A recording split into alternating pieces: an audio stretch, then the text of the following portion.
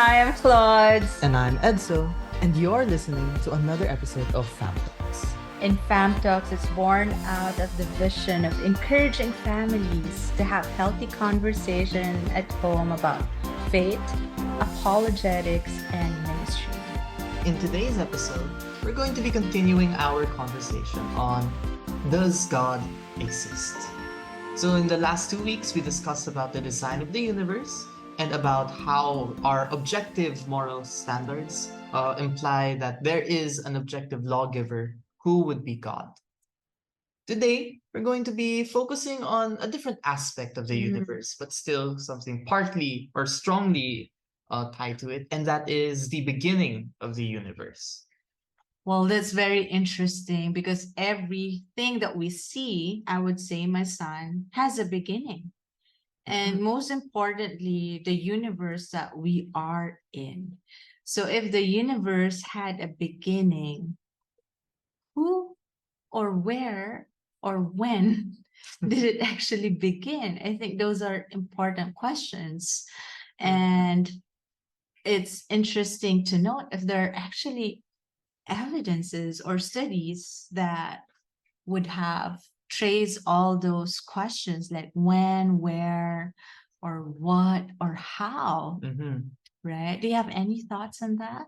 Yeah, of course, there's a lot to say about the beginning of the universe, Mom. But I think we should first address or how scientists try to explain the beginning of the universe. And I think that comes from the Big Bang Theory, which I think a lot of us have at least heard of, wherein the universe began as an infinitely hot and dense single point in the universe. So since everything was compact and everything was there, it led to an explosion. It led to an explosion, which is the universe as we see it today.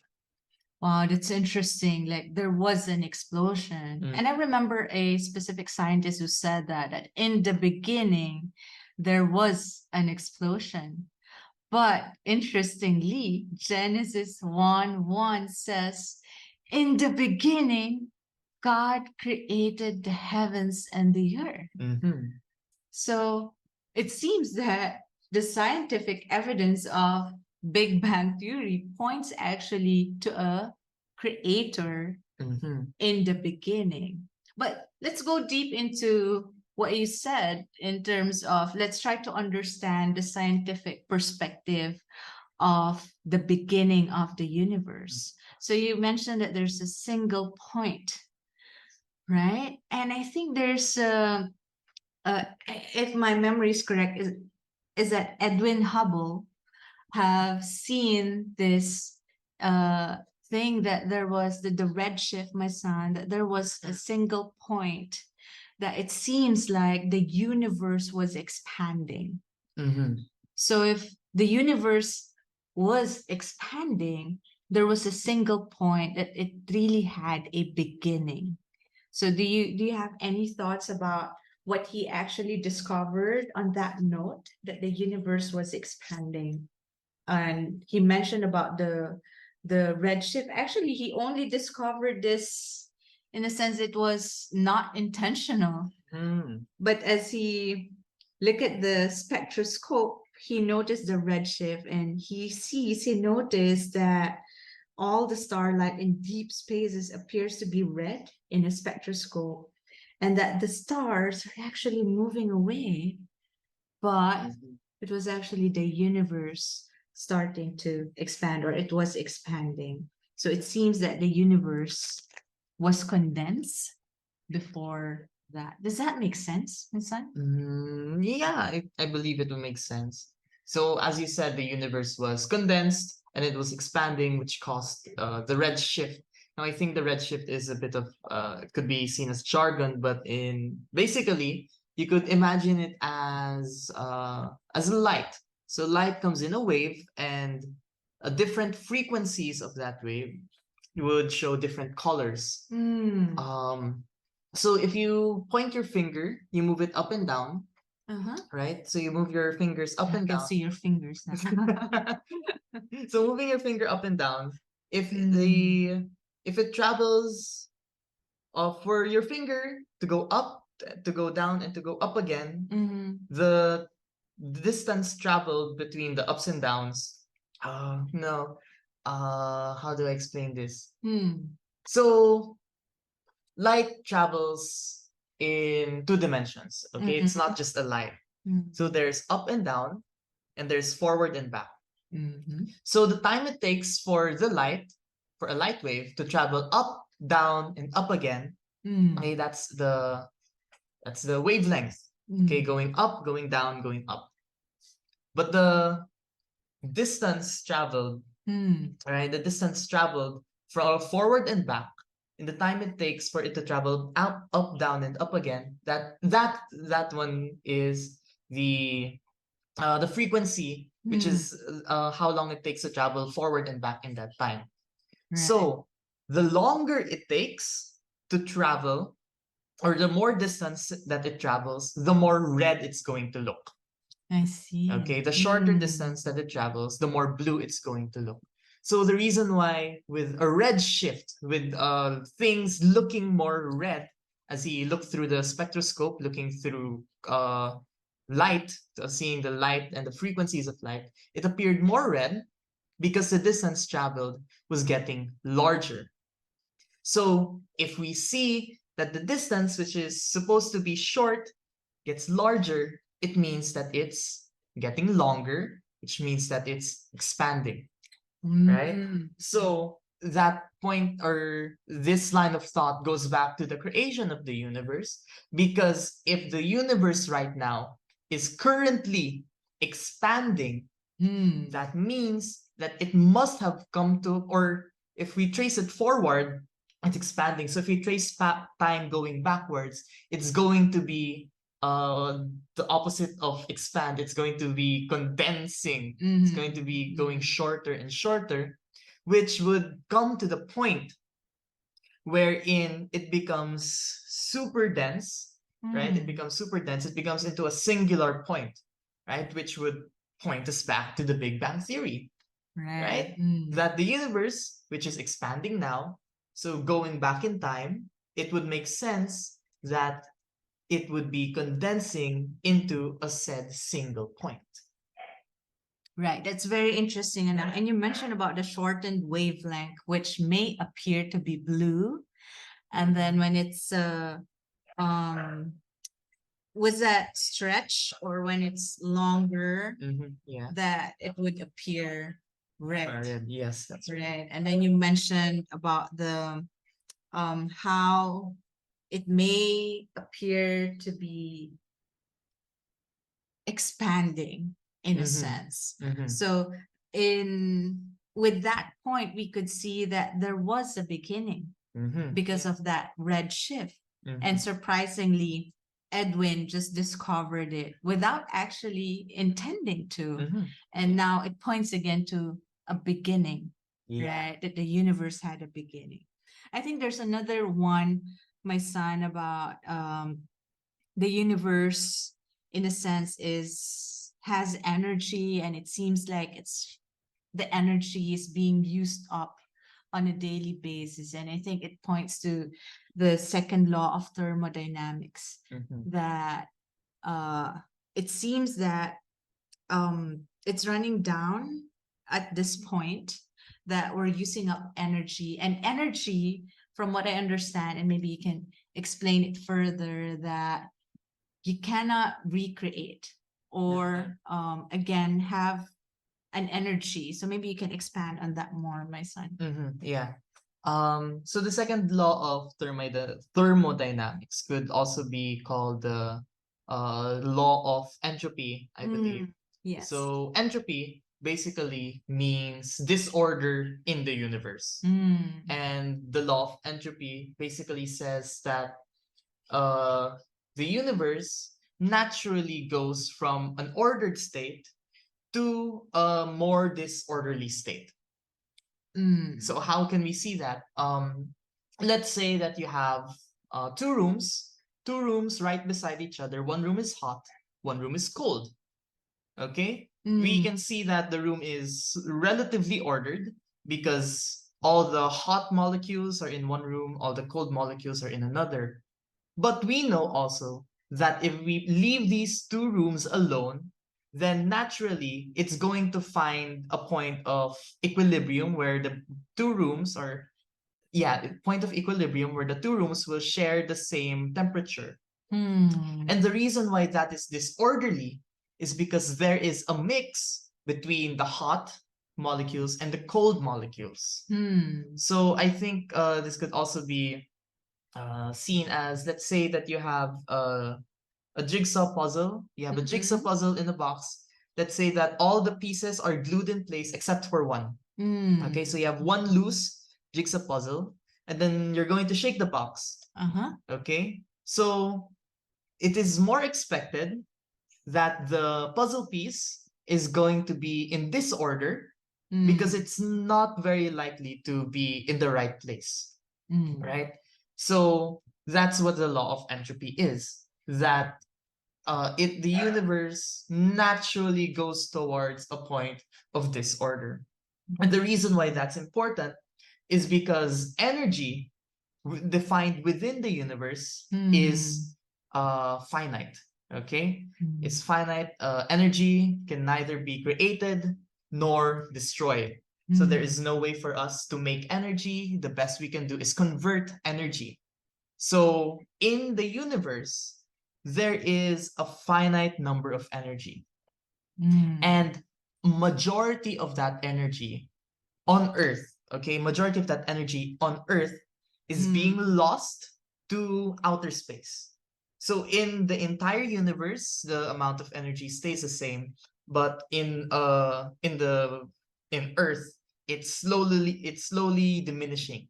It's being lost to the environment of outer space.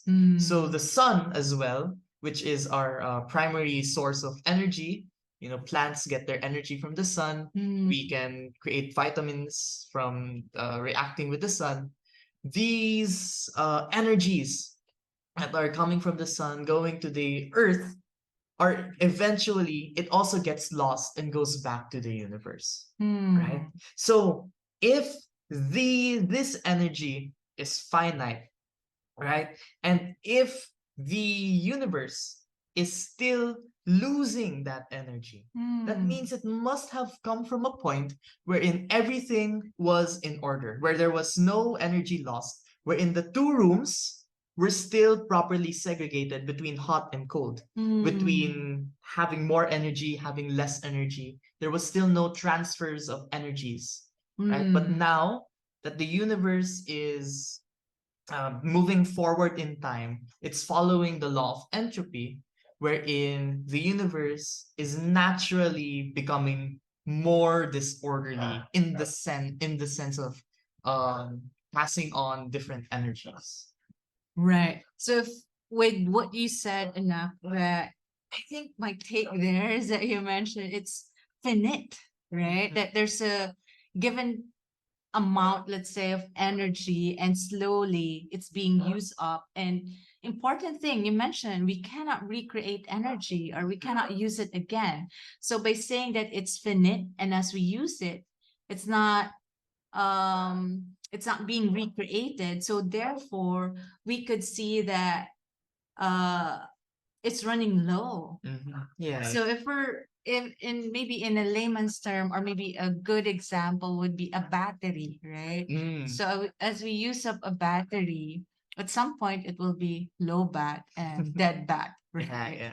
So given that with the second law of thermodynamics, with the energy that is being used up right now, there are scientific evidences that are like what you said, that the energy is being used up, and it's finite, and that if it's finite, then it means there has a beginning of it, right? That it didn't just came out of nothing, or from something that it just popped out into existence. Yes, here we have energy, but no, there is a beginning for that energy. And we can clearly see that as it's being used up, that becomes little and little and little, right? Yeah. So at this point, of course, we cannot measure that unless you become already focused on that, my son. Yeah. Maybe in the future, if the Lord calls you, praise God. But I think these are good things to really think through and see that, oh, the universe is overwhelming. There are overwhelming evidences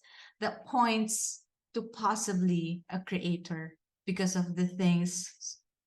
I guess we've talked about the universe is expanding, the second law of thermodynamics, Mhm. the Big Bang theory. Those three, in a sense, it points to a creator.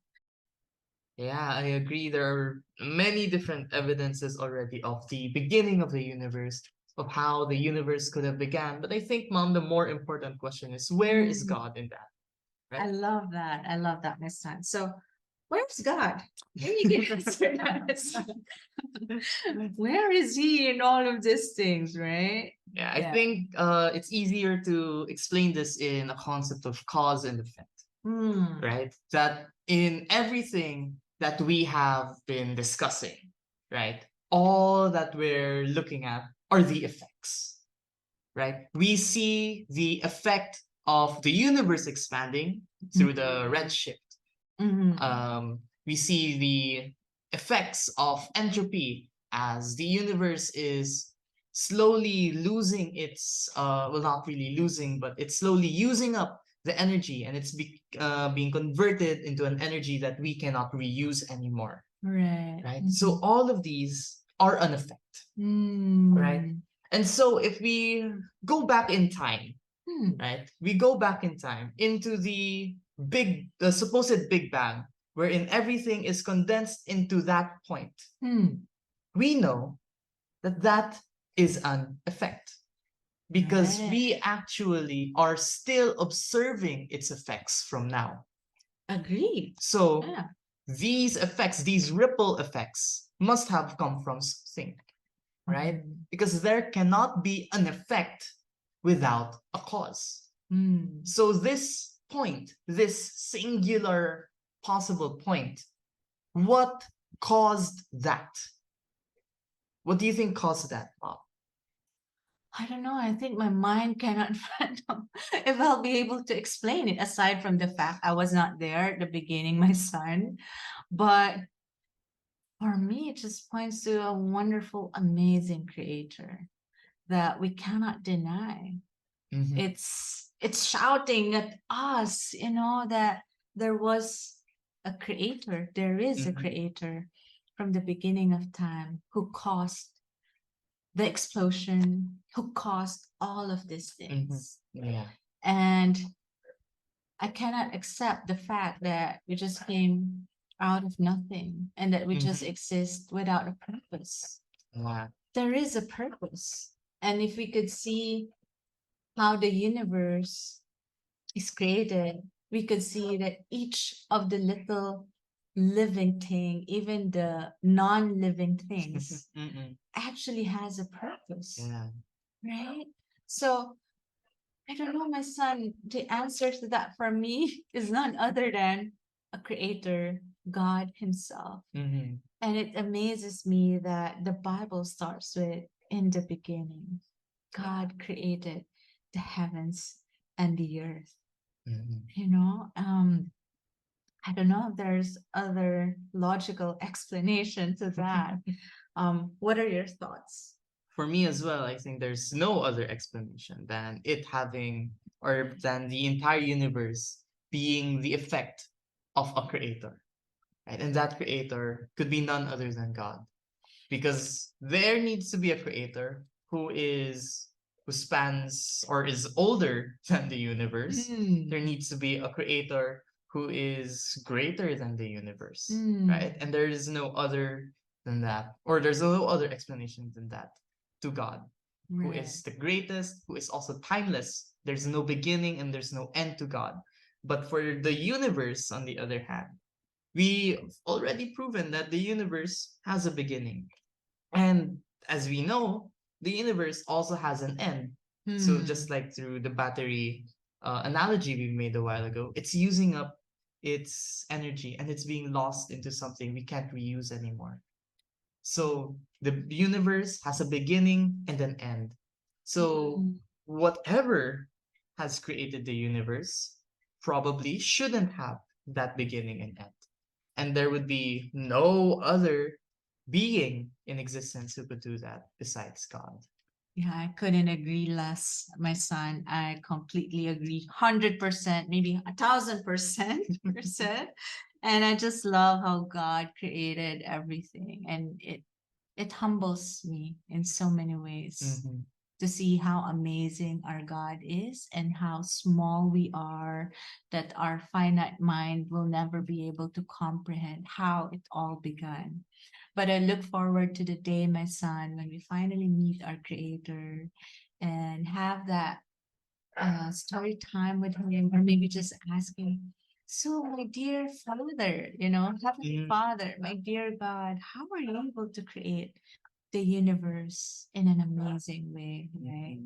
And I'd like to just read this point from Robert Hastro, if I pronounce his name correctly, that he said, astronomical evidence leads to a biblical view of the origin of the world. The essential element in the astronomical and biblical accounts of Genesis is the same.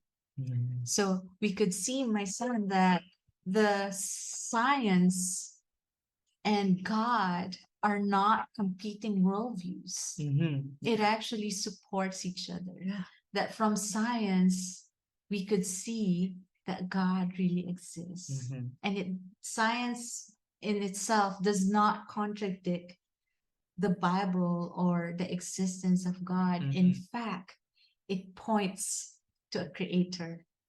And that amazes me in so many ways. So thank you, my son. It's a wonderful conversation. And I love how you unpack the second law of thermodynamics, the law of entropy, and even the universe, how it's expanding, the Big Bang Theory. And I'm sure as we continue to dig deep into all of these things, there will be more evidence, Yeah. right? So, with that, we'll end our conversation here. So, Thank you all for listening. Don't forget to like and subscribe. Tell your friends about this podcast as well.